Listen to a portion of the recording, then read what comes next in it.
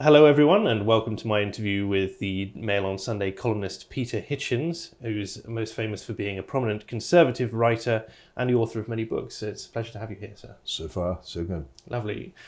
You've travelled the breadth of the political spectrum from Trotskyist to conservative. However, most people are very familiar now with your tale of changing behaviours over the years. Bored to tears, actually. Bored to tears.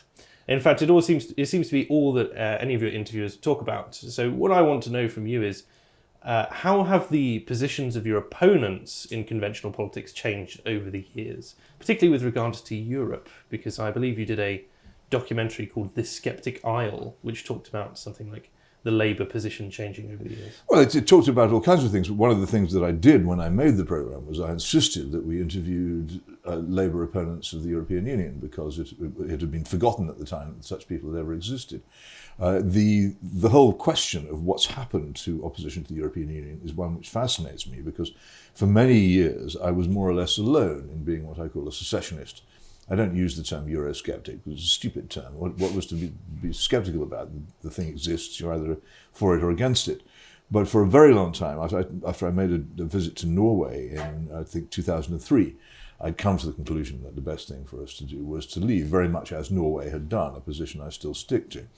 But for reasons actually mainly of constitution and law, I thought that one of the most unique treasures of this country was its legal system, its common law system, its presumption of innocence, all kinds of things which distinguish it completely from the civil code countries of the continent. And that I thought that ultimately the integration of the European Union into an ever closer union would threaten that. There was no doubt how it was going to be if you had 20-odd countries who had one system and two countries, that is us and the Republic of Ireland, which have the other, which system was going to be wiped out in the end. And I thought this was the most crucial reason for leaving.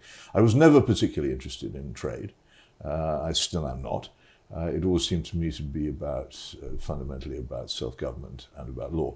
And I was almost completely on my own. I'd resigned myself after having many arguments with quite prominent conservative figures, as they are now, to being on the margin about this. And suddenly, after the calling of the referendum, I found myself surrounded by almost fanatically enthusiastic opponents of our membership of the European Union who had been completely invisible for all the previous decades of my life.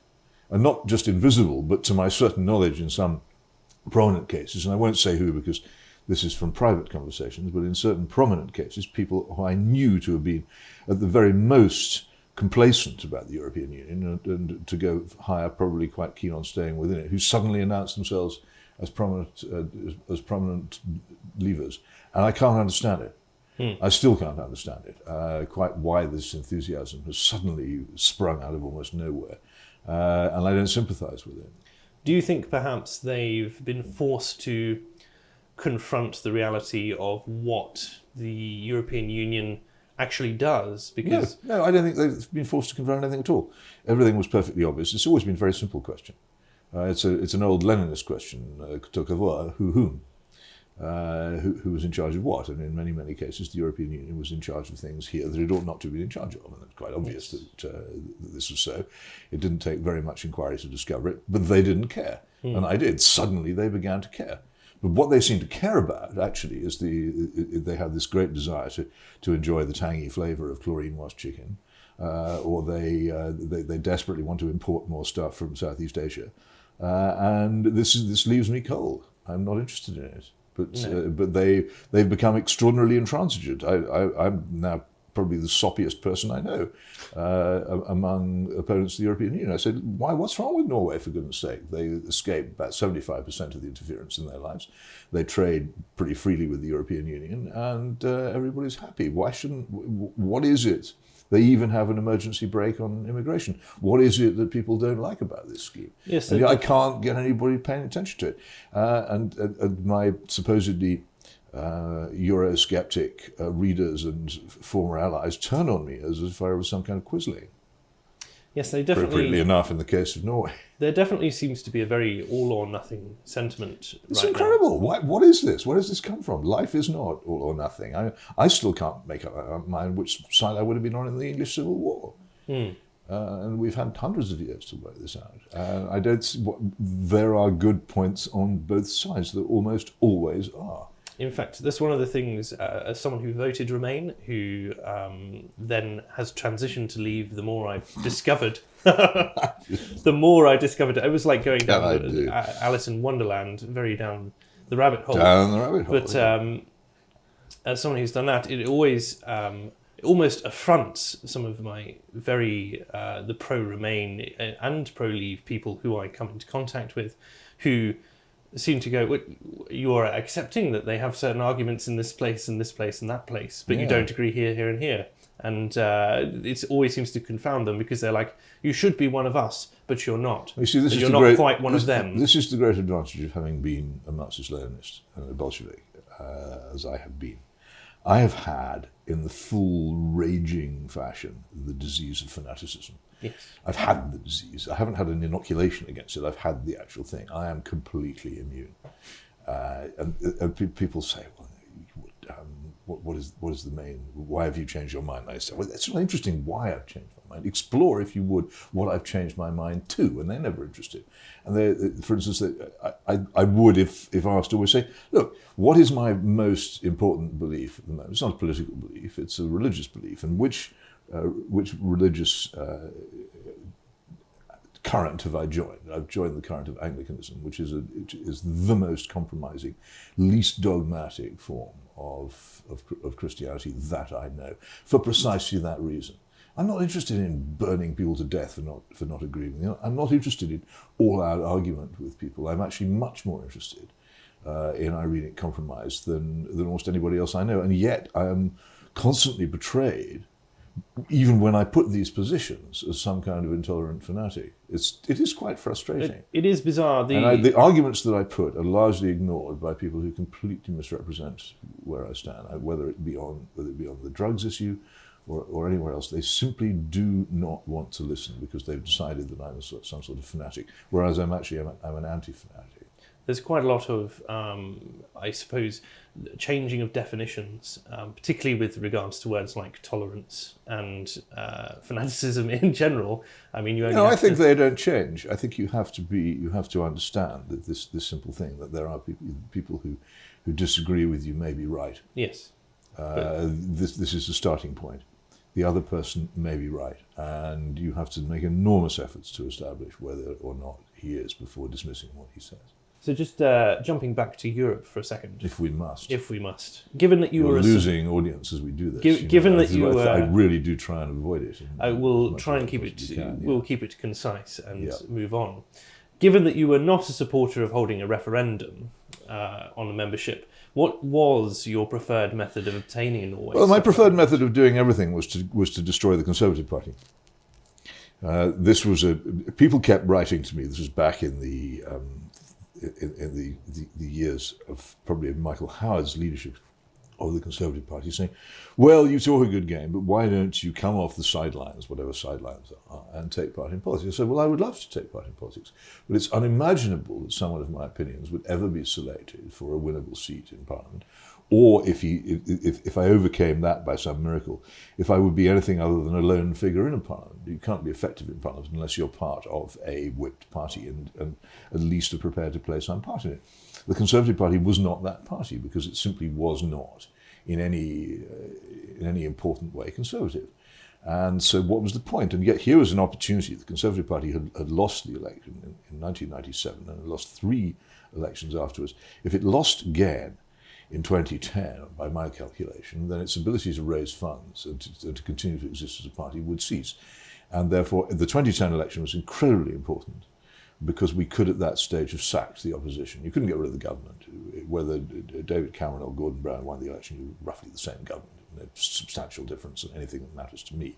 But if the Tories had lost, then we could have sacked the Tory party as principal opposition party and started something else. Mm. The only way out of anything in a party with a parliamentary democracy is by electing a government committed to the policy which you desire, winning that party winning a majority for a programme containing the thing you want. That's what I wanted. That's what I still would want if I thought it possible. But my view is increasingly that the opportunity was missed in 2010 and will not recur again in my lifetime, and that we're stuck. Mm. That's what I would have done. I hate referenda. I regard them as avoiding of political they're responsibility. gravely dangerous. And I started using the term constitutional crisis before the referendum vote took place. I said there was a constitutional crisis coming because you have two sources of legitimacy. You have a parliamentary majority sustaining a government, and you have a majority in the country in a referendum. And if they clash, who decides which is supreme? And we're now in that state now. You can see what's coming, but nobody will believe you. Do you believe Theresa May tanked the deal on purpose, or is she just that? No, I have no particular time for Theresa May, though I think that there's been a quite moving doggedness and stoicism in her recent performance, simply whether you agree with what she does or not. Simply putting up with that level of slime has to deserve a certain amount of I won't say praise, but at least an admission that you're dealing here with somebody who has some sterling qualities. No, I think she's an inadequate politician. I don't think she's ever really had any opinions to speak of. I think that she's probably been mainly driven by ambition to rise to the top without having much idea of what she would do when she got there. I think it would be paying her a huge compliment to imagine that she's engaging in some kind of elaborate conspiracy to do us all in. I think she just made a terrible mistake with her red lines. There was the Lancaster House statement where she boxed herself in a way which is going to be very hard for her to escape. Ruled out Norway for a start. Given that we have a severe erosion of freedoms in the British Isles right now, whatever source that may come from, do you think we would benefit from a written and codified constitution at this point? No, not at all. I don't think we already have codified protections for liberty which have largely died. I'm currently reading this fascinating biography of Charles de Gaulle, A Certain Idea of France, in which this whole business of constitution is discussed, and de Gaulle says quite correctly that it doesn't really matter what's written down, it's how the spirit of it operates at the time that's important. You can subvert any written constitution. We have in this country a written constitution, it's just not all written down in the same place. But there are prominent people in this country now who've never even heard of, let alone read, the Bill of Rights of 1688. Or is it 1689? I can never absolutely know. I think it's 1689, it's the revolution of 1688. There are people who've never read it. I've held it in my hands, the original vellum document. I have read it. It's a fascinating document, but David Cameron spent some part of his political career calling for a British Bill of Rights, apparently completely unaware of the fact that we have one already. Yes. Which just shows the level of knowledge. People don't understand they understand about habeas corpus, they don't understand about jury trial. I read a whole book about this, which again, because of who I am, went completely ignored about the general menace to liberty and the huge importance, for instance, of jury trial to liberty and of the impartial, independent jury, subverted as it is now, for instance, by majority verdicts, which pretty much take the guts out of it, and a number of other things. And the removal of jury trial from a lot of offences is hugely important. The attempt to implement identity cards directly, followed now by an attempt to implement identity cards indirectly through requiring people effectively to produce a passport for practically everything, is another menace. The extension of the time for which people can be held without charge is a direct assault on habeas corpus. The European arrest warrant, which is to me a much greater issue than the backstop in the European issue, will survive whatever happens. Mrs May has made absolutely sure twice now that the European arrest warrant, which is again a direct assault on habeas corpus, will survive these events. And then, of course, there's the general use of public order and other legislation and the term hate crime to introduce the policing of thought and speech, which would have been unthinkable 50 years ago. So these things do mount up. There is a huge assault, and the worst thing about the assault on liberty in this country is it's popular. People like it. It appears to be. Although the only thing which I would say has been relatively unpopular in terms of identification recently has been the proposal of pornographic licenses recently, if you've heard about this. I have to say it's not something I'd come across. The idea that in order to watch explicit material online, you'll need to purchase a license from your local shop. Do you have passed a test? I don't believe so, just That's over 18. I don't know, I have no idea. The effect of the Obscene Publications Act and the Chatterley trial, which followed and validated it, was that there was really no real protection against I regard all pornography as menacing to civility and a danger to civilized relations between the sexes, amongst other things. I deplore it, but the fact is that since we opened the door to it with the Obscene Publications Act and the trials that followed, the one thing everybody still agrees on, of course, is that child pornography is impermissible. But that's only emotional. Mm. There's no rational barrier. Once you've given up the old definitions of obscenity, there's no rational barrier which prevents that from eventually becoming permitted. And this is the direction in which we travel. Nice. Do you believe the erosion of culture comes at least partially from living in a more interconnected world today? I don't know what that means. So communication used to be much more limited, movement of resources very cost intensive now. You can get anything within 2 days pretty much over here. Sort of we have a kind of a bleeding effect from other cultures just in the sense that everything's more efficient. In terms of we can get. Well, it's true that there's a George Orwell essay. I think no, it's Raffles and Miss Blandish about the appearance in Britain in the 1940s of pretty crude pulp fiction from the US and its effect on our culture. I suppose there's no doubt that once cultures rub up against each other, especially when they share a language, that they affect each other, and it would tend to be that the bad will drive out the good. But I think it's a part of it, but it's not really the main thing. Okay. Because the main thing I see at the moment with regards to the multiculturalism experiment is I do not understand how on... It's a bit of a change of gear, isn't it? A little bit. Yeah, okay. But, I just wanted to check. No, yes. I hadn't There's had sort of a moment of falling asleep and had missed part of the conversation. No, not at all. I just sort of going from cultures rubbing against each other and then moving on to multiculturalism as it is in Britain today. Multiculturalism is a completely different thing from what we were just discussing. That's all. Very well. Yes. Yeah. Well, we can continue down the vein anyway. I'm sure it can be edited. On multiculturalism, then, Peter. Is one of the things that I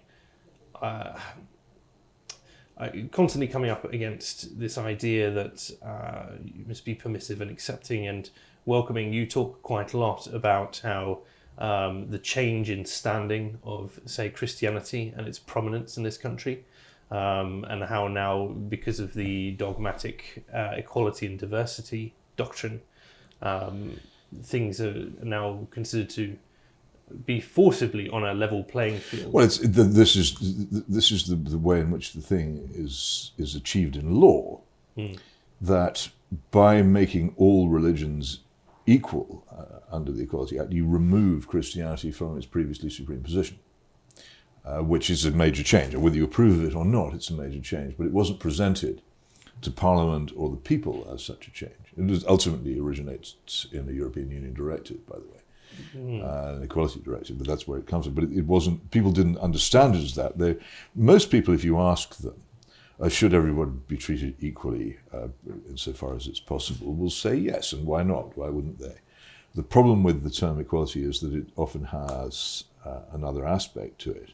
And in this case, what it did was it made the Christian religion equal with every other religion, from whether it be Jainism to Islam to Hinduism to Judaism to Baha'i. It was just one of many religions, which of course is completely incompatible with the coronation oath, which is one of the foundations of our constitution. And I often urge people to either read or look at the actual coronation of 1953 and see what is said by the monarch and what she swears to uphold, which is the absolute essence of what our constitution is about, and ask themselves whether it's conceivable that any such words could be spoken again ever, because they can't be. It's also beyond recognition. It won't be possible. Now, This is a statement of fact. People will say, "Oh, it's Hitchens harking back to a golden age again," which I've never once done in my life, because I know better than most people that the past is dead and cannot be revived. What I'm saying is this has happened. It's important.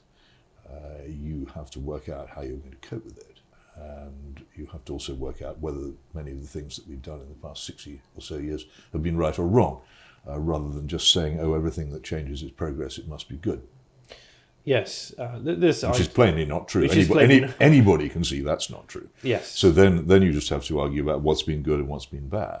Yes. So, for instance, what's been indisputably bad has been comprehensive education, for instance. There's just no question of it. It's done tremendous, catastrophic damage, but will anybody reconsider it? No, because it's part of the progressive package. Yes. The progressive package is adapting itself now. It used to be equality and diversity, and now they're conflating and interchanging equity and equality as the same thing, which is... You've lost me there. I think. Equity is a legal term, isn't it? Well, equity being all things equally distributed, as opposed to equality, which is merely treating with the same degree of respect, I would suppose. I'm not an egalitarian in any case. I think that equality is impracticable in human society. I've seen attempts to do it. I know when I lived in Soviet Moscow, I lived myself in what was officially a normal apartment, but was in fact obviously a privileged person's apartment. Yes. Which I had an illegal let in it. It had 14-foot ceilings, crystal chandeliers, oak parquet floors, and beautiful views. Technically, it was no different from another worker's flat 5 miles away on the eastern side of Moscow, which had 9-foot ceilings and no views and no oak parquet floors and a stinking stairway. But the pretense was there, just as there was a people were not allowed to know about the Kremlin hospital, whose only clients were the members of the Central Committee, nor were they allowed to know about the secret waiting rooms and the special transport arrangements for the elite and the special sanatoria where they took their holidays and the special aircraft they travelled in. It was all a secret from them because the pretense of equality was there. But I never saw a more grossly unequal society than the one which was self-proclaimed to be equal, and it's not practical. It's we're all equal before God, but once you move away from that particular measure, then equality becomes a much more complicated thing. So I'm not an egalitarian. So it's just as I'm not really a Democrat. Speaking of things that you are not, it's a little bit of a segue, but we'll see how it goes. You're often pitted when you appear on television, BBC Question Time, that sort of thing, against multiple opponents. But is it also not true that you have eschewed associates or like-minded allies over the years? If I disagree with somebody, I'm not in. There is no movement to which I belong, which requires me, out of some sort of discipline, to suppress differences with them. So, and often the differences are very fundamental. So I'll let them show. Is that? I find that people who are supposedly conservative, and this towards the middle of the Blair era, an awful lot of people who I had thought previously as allies became supporters of the Iraq War. Yes. This was a huge moment of division, and I've been pondering on it and its significance ever since. And because I didn't think it was remotely conservative to support the Iraq War, and I still don't, and they all crept under the flap of the big tent of Blairism at the time, and I've not been in all that much contact with many of them ever since. And a similar thing, of course, happened about the Cameron Conservative Party, and it also happens about what you might call neoconservatism in general. And this may be at the root of my problem with the wild enthusiasms of some people now for Britain having a total breach with the European Union, that it's really about some sort of wild, ultra-liberal, free-trading, neo-globalist world, which as far as I'm concerned is about as unconservative as you can get. Also, I simply cannot see, for instance, how somebody who professes himself to be a conservative can be in favour of legalising or indeed decriminalising cannabis. I just can't see how you could actually believe that. So if somebody said he was my ally and he then said that, then he would very rapidly find that he wasn't my ally anymore. No, that wasn't his. And I said, why would I need? What is this? What is this movement to which I don't belong, whose discipline requires me not to criticise another member of it? There isn't one.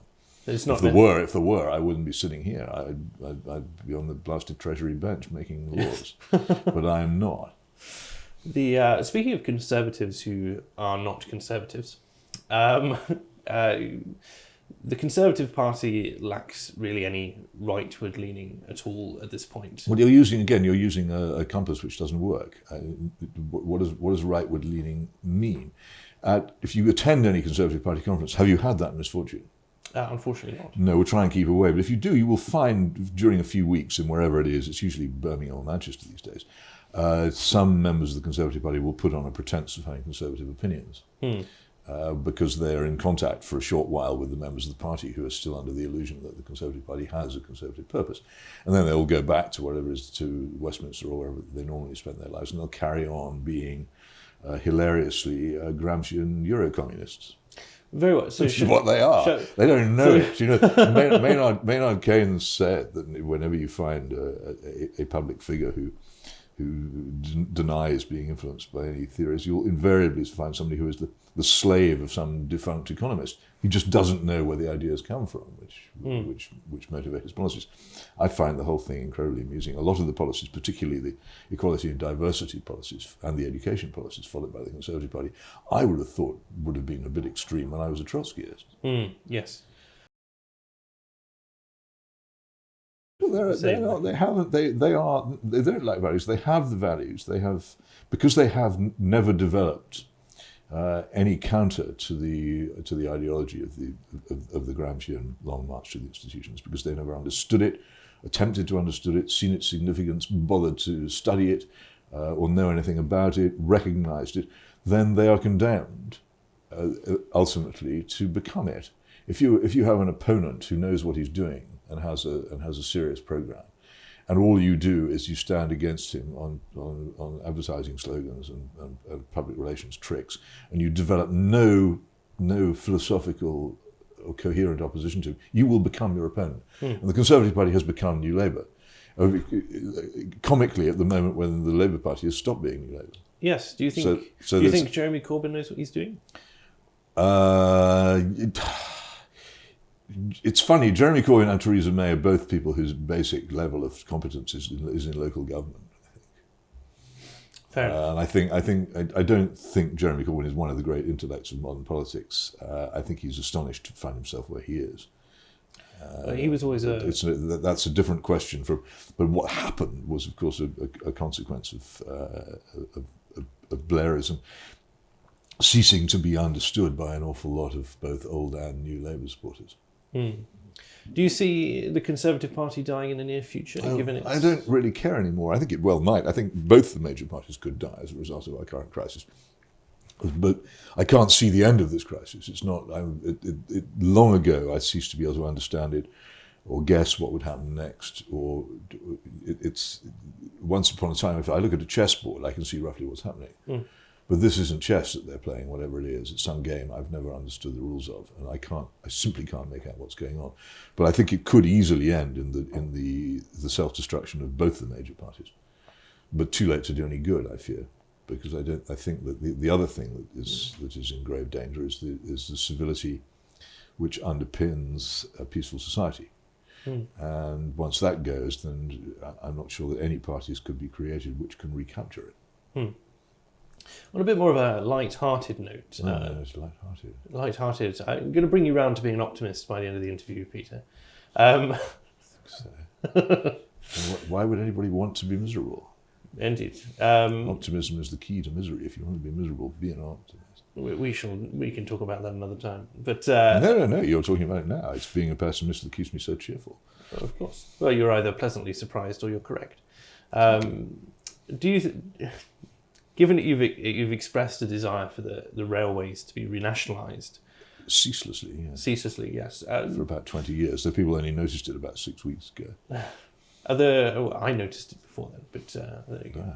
Are there any other industries you'd like to see sort of either more regulated Well, or nationalised? I think it's absurd that the post office is not a proper state monopoly. And I think if it's going to function as a state monopoly, then it has to be allowed to keep control over those parts of it which sustain the monopoly, rather than having them filched away and given to other people.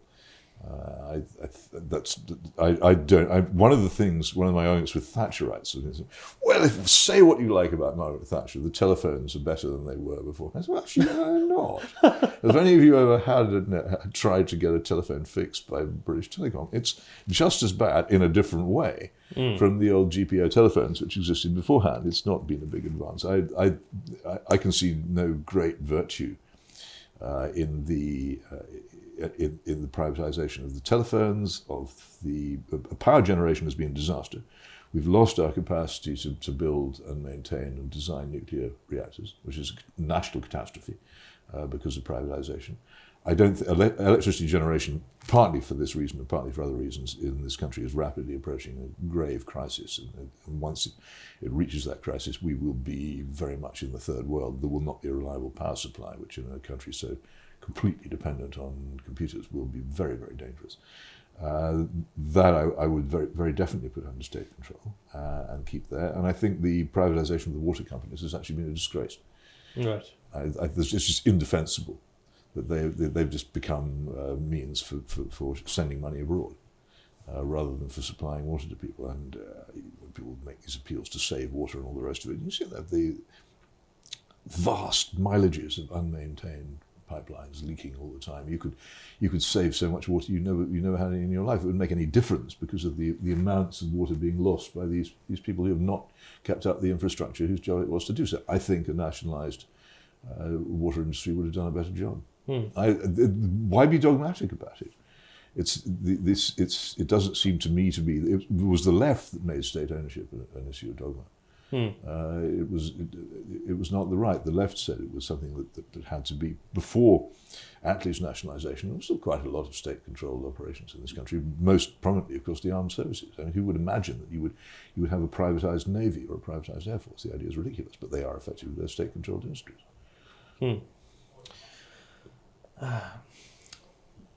That's interesting. No. Oh, good. Yes, I'm just unpacking that in my own mind, you know. I have actually come across a really dogmatic privatisers who say, no, the Navy would work better if we ran a system of privateers, a la 18th century. I have frequented a couple of spaces with quite a lot of anarchist types who are like, everything can be run through private military corporation. And they are gaga, and I think it's plain that they've been driven mad by their own dogma, but they do exist. But they serve a useful purpose in that they provide a necessary caricature of their positions. Do you think, again, this is a bit of a changed topic, but do you think that kind of 50s and 60s 50s and 60s sort of the rise of free love, more socially liberal policies was a direct counterculture to the militarised sort of 40s and 50s, the families who had fought in the war, who were directly affected? I have no idea. You know, it's not something I can't. Kind of see. I wouldn't have thought so. No, I think it was basically driven by the contraceptive pill. Although the contraceptive pill didn't come in until the 60s, wasn't it? Yeah, that's right. And that's when the sexual revolution really got going. Before then, there wasn't all that much of it. I make the point in my Abolition of Britain, quoting from Kingsley Amis's Drawn from the Life novel, A Girl Like You, the problems of the hero in getting his girl to go to bed with him in the days before the pill are enormous. But of course, once the pill arrives, almost all the scenes in the book, just as almost the entire plot of Margaret Drabbl's The Millstone, about a woman who has a baby out of wedlock, simply become invalidated once you've got two things. Once you've got the pill and once you've got abortion on demand, it just goes. And that's what did it. It's not that people didn't have sex before then. No, they had quite a lot more sex than people think they did, but it's just that the complete collapse of Puritan sexual morality was made possible by the contraceptive pill and then by abortion on demand, which nobody calls it, but which is what we have. Do you believe in a cyclical kind of way we could rotate back around to more traditional conservative values It's regarding all a bit sex Hegelian, and so isn't it? I've got no idea. I mean, if there is such a process, I know no way of measuring it or predicting it. Very well. I'll get your opinion then instead on the rise of, shall we say, figures like Jordan Peterson, who's sort of repackaging... Well, I don't know what Jordan Peterson is, actually. You don't know? I've read his book, and I came out of it with a sense of having hacked my way through a fog bank with a cutlass. There was no there. There is no substance in what he says that I could find. So? I could find. I know what is it that he actually is saying, which I believe, which if anybody adopted it, would alter the relations, particularly between men and women in our society. I believe it's far too psychiatric to be. I don't think there's any there. Fair enough. And you may read my review of his 12 steps to 12 rules for 12 life. steps yes. to wonderment, or whatever it's called. I actually slogged all the way through it. I can prove it somewhere. I have a copy of the book covered in my scribbled notes. I got to the end, and at the end of it, I was no wiser than I was at the beginning. He does love going into abstracts. But, yeah, he does, doesn't he? He repeats himself a lot too. And he what, sorry? He repeats himself a lot too. He does. Yeah. Was that a joke, making me say that again? No, not at all. No, he tends to... I believe most people who follow his ideas believe he's repackaging a kind of the religious morality in secular language. Really? And in doing so, he... is making it palatable to a primarily agnostic and atheist West. Well, maybe it's making it palatable, but maybe he isn't. You can't have a religious morality that's also secular. They can't be the same thing. It's like having an armadillo that is also a python. They're not the same thing. Very well. Well, thank you for that. My pleasure. And how about, let's talk about Douglas Murray, because you've come into contact with him a couple of times. I love Douglas. He's a wonderful man. And yes, I was just wondering what your opinion on his work was. I think that his book about Bloody Sunday is one of the best books I've ever read. I think it's terrific. I think everybody should read it. I think it's all the more powerful for being from such an unexpected quarter, and it very much reflects my own opinions. And I wrote a review of it, which I was rereading the other day, and it reminded me of just how powerful it is. Very good. Thank you very much for your time. Pleasure. Right.